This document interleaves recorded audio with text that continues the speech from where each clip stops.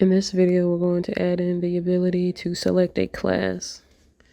So from our last video, we're able to enter our name for a character.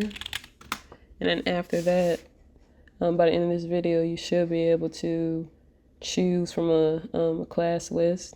So I'm going to choose Warrior.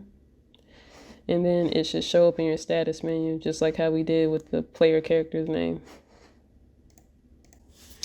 Okay, so the first thing we need to do is add a new room. So click Add Room and name it Classes.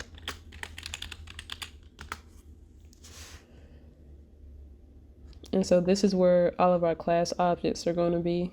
You don't have to do it this way. You can just put them in a library or whatever, but this is just to help keep everything organized. So now we're going to add our first class object. So hit Add Object. Make sure parent is classes. And then I'm going to put mage underscore class. Okay, so now we need to change the alias. Well, enter an alias, and so it's just going to be mage. And then I'm going to add 2 more classes the same way I did the mage class. So next I'm going to do rogue underscore class.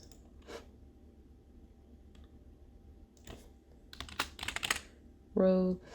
And then finally I'm going to do a warrior class.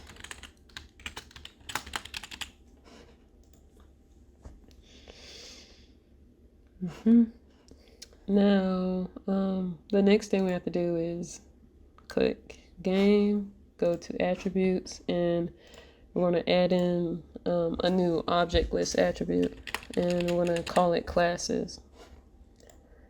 So one thing about Quest is in the GUI, you can't just create an object list attribute right off the bat like you can with a string list, because it's not really in the list over here.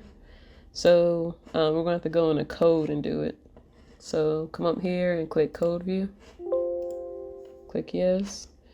Find the game tag and then find the classes tag within the game tag. And you'll see that it says type string. Change it from string to object list. And then within the classes tag, what we're going to do is list each of our class objects. And so we're going to do mage underscore class semicolon rogue underscore class semicolon and then warrior underscore class semicolon. And so save, and then now we can go back to the GUI version of Quest. Just have to wait for everything to get set back up.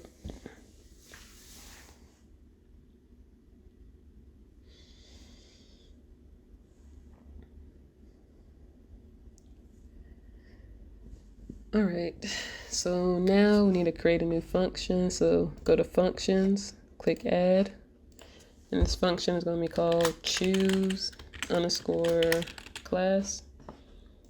Click OK. And so we're going to use the ShowMenu function. So ShowMenu parentheses curly brackets. So the first parameter in the ShowMenu function is to prompt the player. So we can just put something like choose a class. The second parameter is the options that the player can choose from. And so we're just going to put game.classes. And then finally, the last parameter determines whether or not the player can bypass choosing a class, and we want to force them to choose one, so we're just going to put false there. Now within the curly brackets, we are going to do player.class is equal to get object result. And so the show menu, whenever you so there's 2 types of show menu functions. With this specific show menu function, you can only pass in an object list, I believe. And so whenever you make your selection, this function will return whatever you chose, whatever object you chose, it'll return its name in the variable result. And so we want to set the player class equal to the class's object, not really just the name of the object. So we're just going to go ahead and use the get object function to turn it into an object, basically. And now we need to go up here to enter underscore name. And underneath player.alias equal result, we're going to run this function choose underscore class. This is just to ensure that like right after the player enters their name, they're able to just go ahead and choose their class.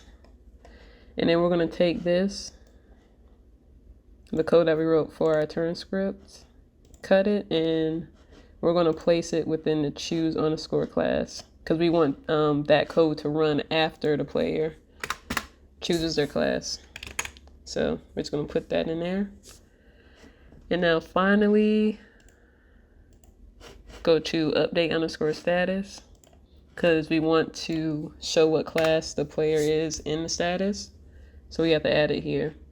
And it's basically going to be the same line of code as this one. So if you want, you can just copy it. But I'm going to type it in. Dictionary add status.